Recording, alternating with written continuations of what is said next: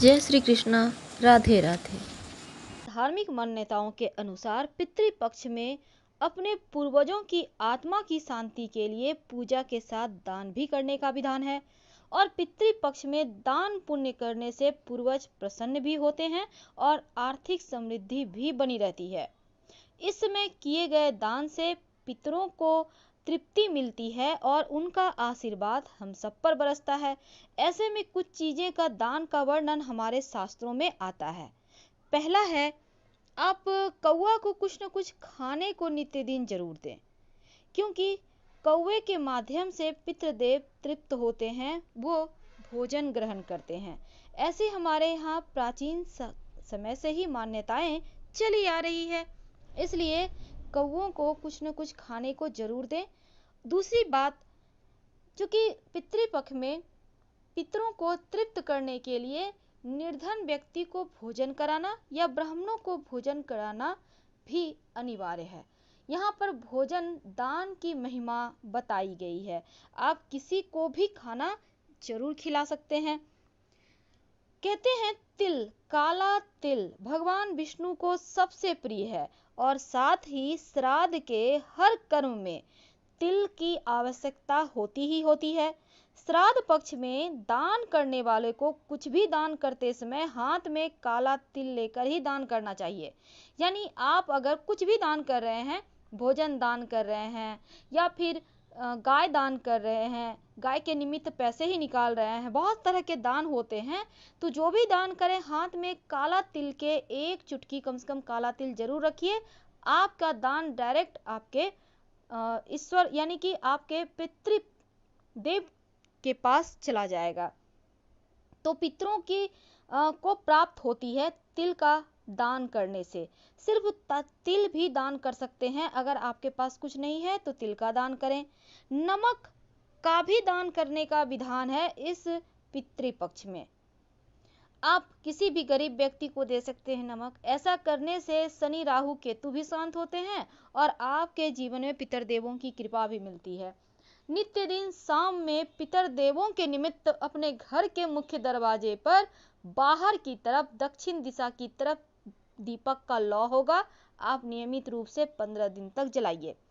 पितरदेवों का आशीर्वाद मिलेगा और इसी दीपक के माध्यम से वो तृप्त भी होंगे।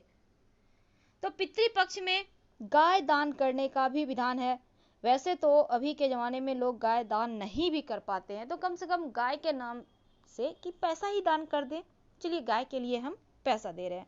अब जरूरी नहीं है कि 25-30 हजार में गाय आता तो आप उतना ही दे, आपकी जितनी श्रद्धा है उतना ही दीजिए। दूसरी बात, कभी भी कर्ज लेकर आप पितर देवों के निमित्त कोई भी दान या कर्म ना करें, क्योंकि इसके फायदे आपको नहीं मिलेंगे। पितृदेव कभी नहीं कहते कि आप कर्मकांड में ज्यादा धन खर्च करो, जितनी आपकी सामर्थ्य है उतने में ही करें। भोजन तो दान करना ही चाहिए। पितृपक्ष में छतरी दान करने से जीवन में सुख शांति आती है। और पितृपक्ष में छाते का दान जरूर करें, पूर्वज प्रसन्न होते हैं। अगर पितरों की शांति चाहते हैं तो जूते चप्पल का दान करना भी आप जरूरतमंद को दे सकते हैं। आर्थिक समस्याएं जीवन की समाप्त होती है। तो आप जब भी दान करें नई वस्तु दान कीजिए। एक बात हमेशा ही याद रखिए, पुराना दान करने का कहीं कोई महत्व तो नहीं है। पितृपक्ष में एक पीपल का पौधा अपने हाथों से सार्वजनिक स्थान या फिर स्कूल है, आपका पार्क है, रोड साइड है, कहीं भी जरूर लगाइए। पितर देवों का आशीर्वाद मिलता है और वंश वृद्धि भी होती है। गुड़ का दान करने का भी विधान है। अगर आपके घर में अक्सर लड़ाई झगड़े होते हैं, धन की परेशानियां बनी रहती है, तो आप पितरों के निमित्त गुड़ और नमक दोनों का ही दान करें, क्योंकि गरुड़ पुराण के अनुसार नमक के दान से यम का भय भी दूर होता है और गुड़ के दान से घर में मिठास बनी रहती है। तो आप जरूर करें। दूसरी बात, अगर कोई आपको, जैसे आप दान करना चाह रहे हैं, आपके पास बहुत नहीं है, आप थोड़ा सा करना चाह रहे हैं, 100 ग्राम 50 ग्राम ही सही, क्या करेंगे, अगर कोई वैसा नहीं मिल रहा है तो गाय को खिला दें। वस्त्र का दान करने का भी विधान है, क्योंकि हमारी तरह पूर्वजों पर भी मौसम का परिवर्तन का प्रभाव पड़ता है, उन्हें भी सर्दी गर्मी का एहसास होता है। तो यहाँ पर अपने वंशजों एवं पुत्रों से वस्त्र की कामना पितरगण रखते हैं। जो व्यक्ति अपने पितरों के निमित्त वस्त्र का दान करता है, उन पर सदैव पितरों की कृपा बनी रहती है। आप कोई भी वस्त्र जो आपका सामर्थ्य है, नए कपड़े दान करें। वैसे तो पुराणों में पितरों का निवास स्थान चंद्रमा के ऊपरी भाग में बताया गया है। इसी अनुसार पितरों को चांदी की वस्तु प्रिय मानी जाती है। तभी तो माना जाता है कि चांदी, चावल, दूध से पितर प्रसन्न होते हैं। इसलिए पितृपक्ष में चांदी का भी दान करने का विधान है। वैसे तो हमारे शास्त्रों में पौराणिक समय की बात है, तो ऐसे में भूमि यानी जमीन का दान सर्वोत्तम माना गया है। और महाभारत के अनुसार गलती या अनजाने में हुए पापों से मुक्ति भी भूमि का दान करने से मिल जाता है। तो भूमि दान से अक्षय पुण्य की प्राप्ति होती है और मान्यता है कि भूमि दान से यश, मान, सम्मान और अस्थायी संपत्ति की प्राप्ति होती है, वृद्धि होती है। तो इस तरह से आप पितरदेवों की कृपा पा सकते हैं और पितृदेवों को प्रसन्न कर जीवन में तरक्की भी कर सकते हैं।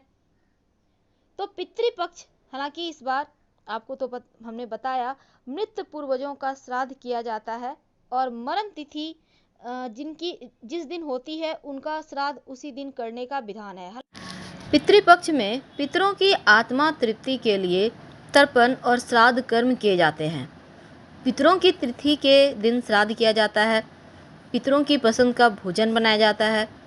दान दक्षिणा भी देते हैं और ब्राह्मणों को भोजन कराते हैं। तो भोजन का एक हिस्सा निकाल कर आप कौवा को जरूर खिलाते हैं। तो पितृपक्ष में कौवा को भोजन क्यों देते हैं, इसका अपना महत्व है। क्या देना चाहिए, ये भी आवश्यक है जानना।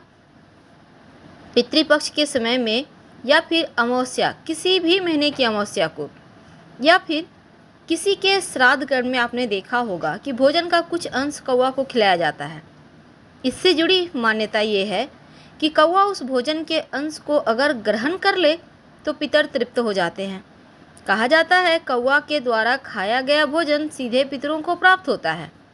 धार्मिक मान्यता के अनुसार जब किसी व्यक्ति की मृत्यु होती है तो उसका कौवा योनि में जन्म होता है। इस वजह से भी माना जाता है कौवा के माध्यम से भोजन पितरों तक पहुंचता है। यदि कौवा आपका दिया भोजन नहीं खाए तो इसका मतलब है पितर आपसे नाराज हैं, असंतुष्ट हैं, अप्रसन्न हैं। कौवा के अलावे आप गाय, कुत्ता, पक्षियों को, चींटियों को भी अंश दे सकते हैं। तो पौराणिक कथा के अनुसार त्रेता युग में इंद्रदेव के पुत्र जयंत ने कौवा का रूप धारण किया था और उस कौवा ने एक दिन सीता माँ के पैरों में चोंच मार दी। अब यह घटना भगवान राम जी देख रहे थे। उन्होंने एक तिनका चलाया तो कौवा की एक आंख में जाकर लग गया और उसकी एक आंख खराब हो गई। उस कौवा ने श्री राम से अपनी गलती के लिए माफ़ी मांगी, क्षमा याचना करने लगा। तब प्रभु राम प्रसन्न होकर आशीर्वाद दिए कि मृत जो पितृपक्ष में कौवा को दिया गया भोजन का अंश पितृलोक में निवास करने वाले पितर देवों को प्राप्त हो।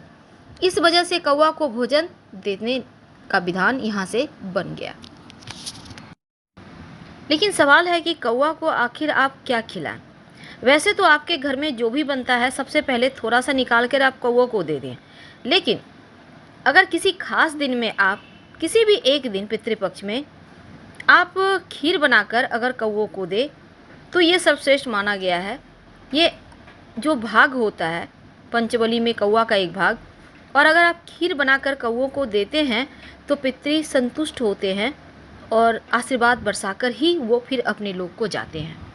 परेशानियां तो जीवन में है, लेकिन हाँ, आप बहुत जैसे घी का दान करने का भी विधान है। पात्र के साथ, यानी जिस बर्तन में, डब्बे में है, उसके साथ ही अगर घी का दान कर दें तो आपके परिवार के लिए शुभ और मंगलकारी होता है। अगर अनाज का दान करते हैं, जैसे गेहूं है, चावल है, तो आपके जीवन में कभी अन्न का अभाव नहीं होता। मनोवांछित फल की प्राप्ति होती है। सोना का दान करने से कलह कलेश का नाश होता है। अगर सोने का दान संभव ना हो तो सोने के दान के निमित्त यथाशक्ति धन का भी दान कर सकते हैं। तो छोटे छोटे चीजें जीवन में बड़ी बड़ी खुशियां लाती है। आप पितृदेवों के निमित्त कुछ करें या ना करें, कम से कम थोड़ा सा काला तिल का ही दान कर दीजिएगा, ये सबसे अच्छा रहेगा। या गाय को गुड़ भी खिला दीजिए, उससे भी पितृदेव संतुष्ट हो जाएंगे, क्योंकि वो भी आपके श्रद्धा के ही भूखे हैं। हम आपसे विदा लेते हैं। पसंद आए तो लाइक कर सब्सक्राइब करें। हर हर महादेव।